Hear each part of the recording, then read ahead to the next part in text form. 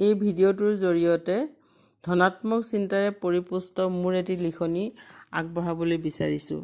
লিখনিটিৰ শিৰোনাম হৈছে জীৱনৰ সঠিক গতিপথ নিৰ্ণায়ক উচ্চাকাংক্ষা। সামাজিক দায়বদ্ধতাৰ কথা শিৰোগত কৰি জীৱনৰ গতিপথত আগবঢ়া প্ৰত্যেকজন ব্যক্তিয়ে তেওঁৰ দৈনন্দিন কাৰ্যক্ৰমণিকাত উচ্চাকাংক্ষাৰ প্ৰভাৱৰ সাহচৰ্যত মনটো বাস কৰে, অৰ্থাৎ উচ্চাকাংক্ষাই তেওঁৰ মনৰ গতিপথক সলনি কৰাৰ প্ৰক্ৰিয়া অনবৰতে সক্ৰিয় কৰি ৰাখে। সেয়ে উচ্চাকাংক্ষাই মানুহ এজনক মানসিক যন্ত্ৰণা দিব পাৰে যদি তেওঁ মনে বিচৰা ধৰণে কৰ্ম কৰি সফল হ'ব নোৱাৰে। সাম্প্ৰতিক সময়ত প্ৰত্যেকজন ব্যক্তিয়ে উচ্চাকাংক্ষাৰ কবলত পৰি মনটোৱে অসফলতা অথবা যি ধৰণে কৰিব বিচাৰিছিলে সেইদৰে নোহোৱাৰ অশান্তিৰ বোজা অনবৰতে কঢ়িয়াই লৈ ফুৰিবলগীয়া হোৱাত উদ্বেগজনিত কাৰণৰ বশীভূত হ'ব লগা হৈ ফুৰিছে। উচ্চাকাংক্ষাই মানুহৰ জীৱনৰ নতুন গতি পথ প্ৰদান কৰিব পাৰে অথবা মানুহজনক সফলতাৰ শীৰ্ষত উপনীত কৰিব পাৰে। ইয়াৰ বাবে ব্যক্তিজনে কিছু অভ্যাস অনুশীলন কৰিব লাগিব। নিজৰ দৰে জীৱন উদযাপনৰ অনুশীলন কৰি জীৱনৰ গতি সলনি কৰক। মানুহে নিজৰ দৰে জীৱন উদযাপন কৰাটো উচিত। আনে কি ভাল পাব, কি বেয়া পাব সেইটো ভাবি নিজৰ মনে বিচৰা কাৰ্যক অৱদমন কৰি নিজক কষ্ট দিয়া অনুচিত।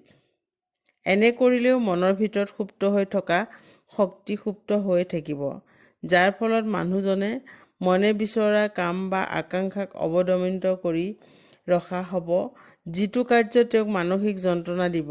বিশ্বখ্যাত লাব্ৰুৱাৰে কৈছে, এজন প্ৰকৃত জ্ঞানী মানুহক উচ্চাকাংক্ষাৰ যন্ত্ৰণাৰ পৰা উদ্ধাৰ কৰে তেওঁৰ উচ্চাকাংক্ষাই। উচ্চাকাংক্ষা মনত বাস কৰিলে তাক পূৰ্ণাংগ ৰূপ দিবলৈ চেষ্টা কৰাটো উচিত। মনে বিচৰাৰ দৰে উচ্চাকাংক্ষাক মানুহে প্ৰাধান্য দিব লাগে। কিন্তু উচ্চাকাংক্ষা বুলি কওঁতে যিবোৰ উচ্চাকাংক্ষাই ধনাত্মক দিশত মানুহৰ জীৱনৰ গতিক সফলতাৰ পিনে আগুৱাই নিয়ে, সেই ধনাত্মক উচ্চাকাংক্ষাকহে এই নিবন্ধৰ বিষয়বস্তু হিচাপে আলোচনা কৰা হৈছে। কাৰণ কিছুমান উচ্চাকাংক্ষাই অন্য মানুহৰ জীৱন যাপনত দুখ যন্ত্ৰণা দিয়ে। নিজৰ এনেবোৰ উচ্চাকাংক্ষাই অন্য মানুহৰ মনত আঘাত সানিব পাৰে অথবা কাৰোবাৰ মুখৰ ভাত কাঢ়ি নিব পাৰে। এনেবোৰ উচ্চাকাংক্ষাক ঋণাত্মক উচ্চাকাংক্ষা বুলি আখ্যা দিব পাৰি। বিশ্ববিশ্ৰুত জোচেফ কলৰাডে কৈছে, আনৰ দুখ যন্ত্ৰণাৰ ওপৰত ভৰ নিদিয়াকৈ আৰোহণ কৰিব বিচৰা সকলো উচ্চাকাংক্ষাই আদৰণীয়। প্ৰত্যেকজন ব্যক্তিয়ে নিজৰ উচ্চাকাংক্ষা ধনাত্মক নে ঋণাত্মক সেইটো বিশ্লেষণ কৰি উলিয়াব লাগিব আৰু তেওঁ যেতিয়া তেওঁৰ মনত উৎপত্তি হোৱা উচ্চাকাংক্ষাক ঋণাত্মক হিচাপে চিহ্নিত কৰিব, তেতিয়া সেই উচ্চাকাংক্ষাক সেই মুহূৰ্ততে মনৰ পৰা পৰিত্যাগ কৰিব লাগে। কাৰণ ঋণাত্মক উচ্চাকাংক্ষাই সমাজৰ লগতে নিজৰো ক্ষতি কৰিব। আনহাতে তেওঁৰ মনত উৎপত্তি হোৱা ধনাত্মক উচ্চাকাংক্ষাক যৎপৰোনাস্তি চেষ্টা কৰিব লাগে। তেতিয়াই উচ্চাকাংক্ষাই জীৱনৰ গতিপথৰ ৰূপান্তৰ ঘটায় আৰু তেওঁৰ চৌপাশে সফলতাৰ বৰষুণ কঢ়িয়াব। উচ্চাকাংক্ষাই মনত অশান্তি আনিলে মনক নিয়ন্ত্ৰণ কৰিবলৈ চেষ্টা কৰক। উচ্চাকাংক্ষাই মনত যেনেকৈ সফলতাৰ অশান্তি আনে, তেনেকৈ মনত অশান্তিৰ উৎপত্তিৰ কাৰক হিচাপেও আমি আখ্যা দিব পাৰোঁ। মানুহৰ মনত উৎপত্তি হোৱা উচ্চাকাংক্ষাক পূৰণ নহ'লেই মনটো অশান্তিত ছটফটাই উদ্বেগত কটাবলগীয়া হয়। ইছপৰ এষাৰ উক্তিৰ উদ্ধৃতি দিলোঁ, বহুত ক্ষেত্ৰত আমাৰ আকাংক্ষাবোৰ পূৰণ হ'লে আমি অসুখীহে হওঁ। অৰ্থাৎ আকাংক্ষা পূৰণেও কেতিয়াবা মানুহজনৰ মনত অশান্তিৰ বোজাৰ উৎপত্তি কৰে। কিছুমান আকাংক্ষা প্ৰথম অৱস্থাত সঠিক যেন দেখি সেইটোক চেষ্টা কৰি পূৰণ কৰিলেও শেষান্তৰত দেখা যায় সেই আকাংক্ষা প্ৰকৃততে সঠিক নহয়। এই চিন্তাই মনলৈ গতি কৰাৰ লগে লগে মানুহজন অসুখী হৈ পৰে আৰু তেওঁ অনুভৱ কৰে তেওঁ আকাংক্ষাৰ বাস্তৱায়িত কৰাৰ দৌৰত মিছাতে তেওঁৰ জীৱনৰ বহুমূলীয়া সময় অবাবত নষ্ট কৰিলে।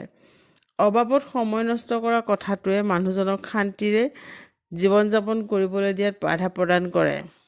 এনেদৰে বিভিন্ন প্ৰকাৰে ব্যক্তিৰ মনত উচ্চাকাংক্ষাই কেতিয়াবা মনত অশান্তিৰ সৃষ্টি কৰি তেওঁক মানসিক যন্ত্ৰণা দিয়ে।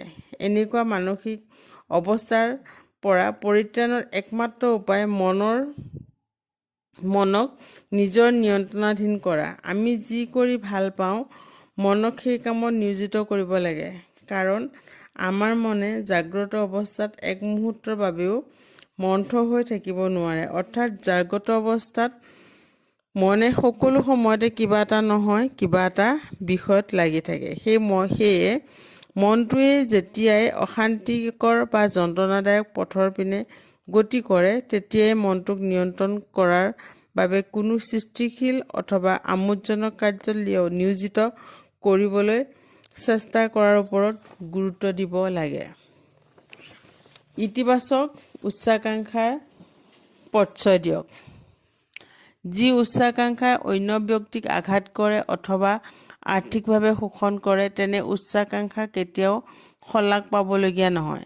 সাম্প্ৰতিক সময়ত ৰাজনৈতিক ক্ষেত্ৰখনত কিছু ৰাজনৈতিক নেতাৰ মাজত যি উচ্চাকাংক্ষা দেখিবলৈ পোৱা যায় তেনে উচ্চাকাংক্ষাই কেৱল মানুহৰ ব্যক্তিগত জীৱনতেই নহয়, সামাজিক জীৱনত অথবা একোটা জাতীয় জীৱনত আঘাত হানিব পাৰে। এনে উচ্চাকাংক্ষা আমাৰ কাৰোৰ বাবেই কাম্য নহয়। এনে উচ্চাকাংক্ষাক নেতিবাচক হিচাপেহে আখ্যা দিব পাৰি।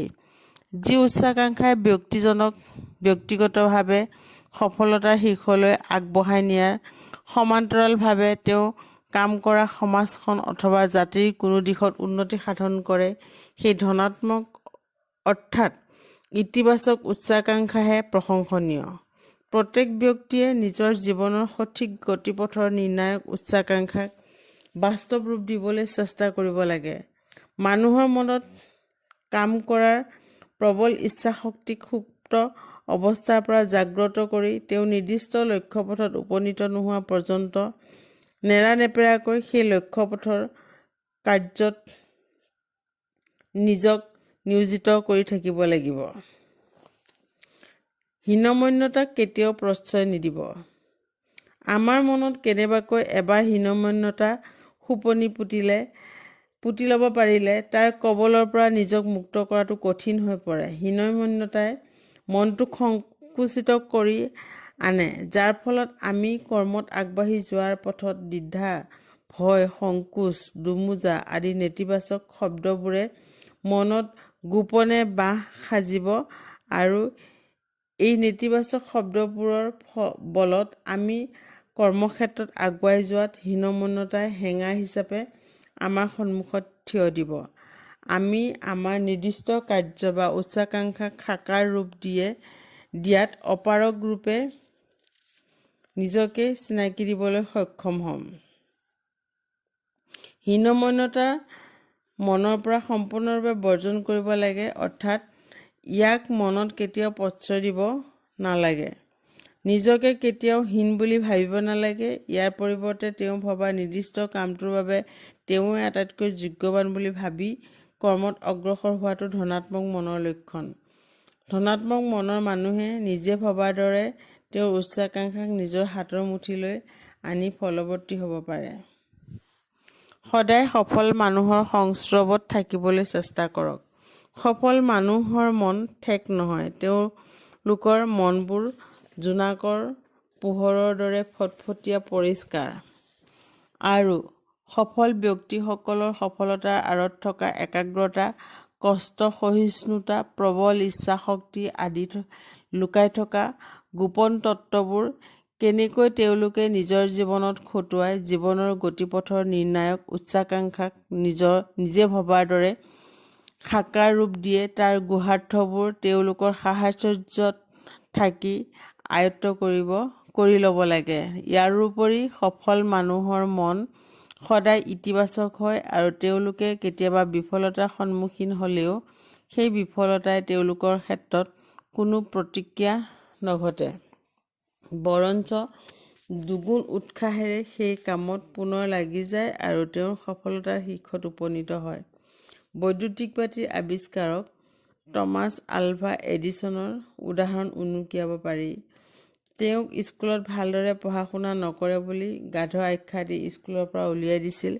কিন্তু সেই টমাছ এডিছনে তেওঁৰ সেই বিফলতাৰ প্ৰতি কোনো গুৰুত্ব নিদি নিজৰ যোগ্যতাক আৱিষ্কাৰৰ কামত খটুৱালে। ফলত বিদ্যুৎ বাতি আৱিষ্কাৰ কৰি সমগ্ৰ বিশ্বতে তেওঁৰ খ্যাতি যুগ-যুগান্তৰলৈ ৰাখি গৈছিল। যিকোনো পৰিস্থিতিত নিজৰ লক্ষ্যত অটল থাকিবলৈ চেষ্টা কৰক। পৰিস্থিতিয়ে এজন ব্যক্তিক যিকোনো পৰিৱেশৰ মুখামুখি কৰিব পাৰে। সেই অৱস্থাত ব্যক্তিজনে নিজৰ লক্ষ্যৰ পৰা বিচলিত হ'ব নালাগে। অৰ্থাৎ আমি কেতিয়াও পৰিস্থিতিৰ দাস হ'ব নালাগে, পৰিস্থিতি আমাৰ দাস কৰিব লাগে। পৰিস্থিতিয়ে আমাক যি অৱস্থাৰ সন্মুখীন নকৰক কিয় আমি তাক বুদ্ধি আৰু ধৈৰ্য্যৰে সমাধা কৰি নিজৰ লক্ষ্যত আগুৱাই যাব লাগে। লক্ষ্যত অগ্ৰসৰ হোৱাৰ পৰিপ্ৰেক্ষিতত আলেকজেণ্ডাৰে কৈছে, মই যেতিয়া কৰ্মক্ষেত্ৰত আগুৱাই যাওঁ, মোক কোনেও বাধা দিব নোৱাৰে। মোৰ যেতিয়া একমাত্ৰ লক্ষ্য আগুৱাই যোৱাৰ, তেতিয়া আকাশৰ পপীয়া তৰা সৰিলেও মই ৭ বামুণৰ নাম নলওঁ আৰু পৃথিৱীখন থৰথৰকৈ কঁপিলেও মোৰ বুকুত কঁপনি নুঠে। মানসিক প্ৰতিবন্ধকতাক সম্পূৰ্ণ ঘৃণা কৰক। শাৰীৰিক প্ৰতিবন্ধকতাতকৈ মানসিক প্ৰতিবন্ধকতা অতিশয় ভয়াৱহ। মানসিক প্ৰতিবন্ধকতাৰ পৰা নিজৰ মনক সম্পূৰ্ণ মুক্ত কৰি ৰাখিব লাগে। মনক নয়াৰ্থক চিন্তাৰ পৰা সদায় দূৰত ৰাখিব লাগে। নয়াৰ্থক চিন্তাই মানসিক প্ৰতিবন্ধকতাৰ কাৰক। আনকি মনৰ প্ৰতিক্ৰিয়াৰ ওপৰত মানুহৰ শৰীৰটোৰ নিৰ্ভৰশীল। অৰ্থাৎ শৰীৰটোৰ ভাল বা বেয়া অৱস্থাৰ বহু পৰিমাণে নিৰ্ভৰ কৰে মনৰ ওপৰত। বিশ্বখ্যাত সাহিত্যিক আদ্ৰে মাৰোৱাই কৈছে, মানুহৰ শৰীৰৰ ওপৰত মানুহৰ মনৰ প্ৰভাৱ অপৰিসীম। ইয়াৰ ফলত আমাৰ বেছিভাগ যন্ত্ৰণা কৰে আমাৰ কল্পনাই। কিছুমান মানুহ আচলতে ৰুগ্ন, কিছুমানে নিজকে ৰুগীয়া বুলি ভাবি লয়, আন কিছুমানে নিজৰ কল্পনাৰ দ্বাৰাই নিজকে ৰুগীয়া কৰি তোলে। মনক সকলো সময়তে সুস্থ অৱস্থাত ৰখাটো উচিত। সুস্থ মনৰ মানুহে সঠিক চিন্তাৰে কৰ্মক্ষেত্ৰত আগুৱাই যাব পাৰে আৰু তেওঁলোকৰ মনক মানসিক প্ৰতিবন্ধকতাই কেতিয়াও আক্ৰমণ কৰিব নোৱাৰে। এনে ব্যক্তিয়ে উচ্চাকাংক্ষাক বাস্তৱত ৰূপায়িত কৰিব পাৰে। উচ্চাকাংক্ষাই জীৱনটোক জীপাল কৰি তোলে আৰু জীয়াই থকাৰ অনুপ্ৰেৰণা যোগায়। উচ্চাকাংক্ষাৰ অবিহনে এজন মানুহৰ জীৱনৰ মূল্য ক্ৰমান্বয়ে হ্ৰাস হয়। বিশ্বখ্যাত লৰ্ড বাকেটে সঠিকভাৱে কৈছে, উচ্চাকাংক্ষা মাৰ গ'লে জীৱনটোৱে নিৰস হৈ পৰে। সেয়ে উচ্চাকাংক্ষাক সাকাৰ ৰূপ দিবলৈ প্ৰত্যেকেই যত্নৱান হোৱাটো উচিত।